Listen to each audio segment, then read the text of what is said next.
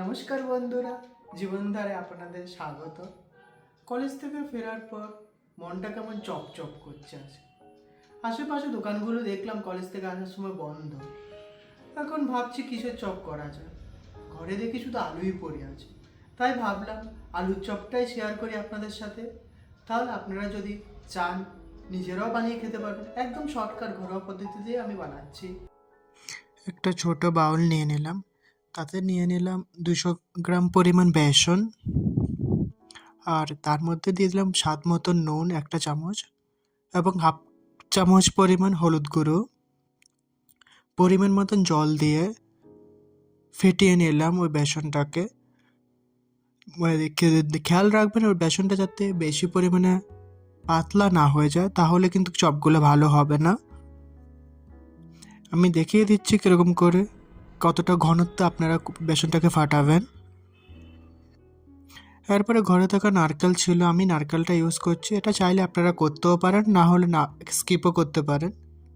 তারপরে একে একে আদা কুচি, রসুন কুচি, পেঁয়াজ কুচি, লঙ্কা কুচি নিয়ে এলাম চপার পোটে।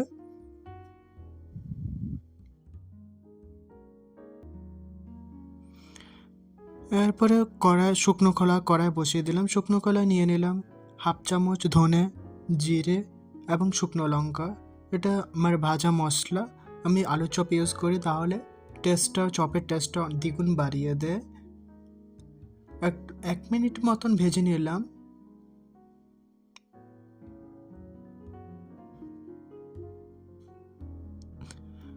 তারপরে মিক্সার গ্রাইন্ডারের সাহায্যে আমি ওটাকে গুঁড়ো করে নিলাম। কড়াইতে দিয়ে দিলাম অল্প একটু তেল। এখন কয়েকটা বাদাম আমি ভেজে নিচ্ছি ও কড়াতে।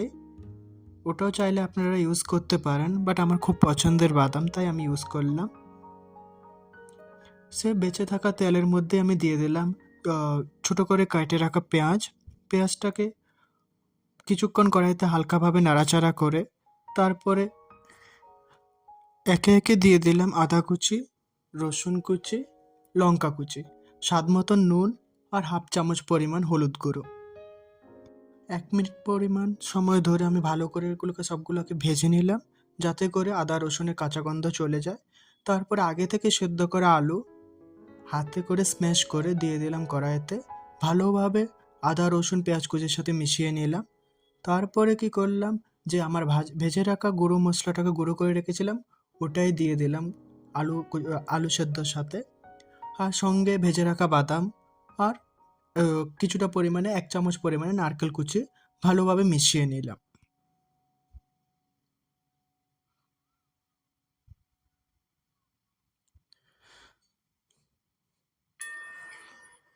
ব্যাস আমার ভালোভাবে মিশানো হয়ে গেল।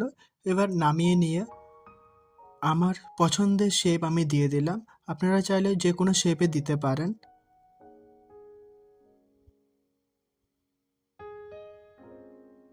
এ দেখুন আমার চপ রেডি। এবার আমি কোট করে একে একে ভেজে নেব চপগুলোকে। তাহলে চলুন বন্ধুরা রান্নাঘরে। আমার তেল গরম হয়ে গেছে।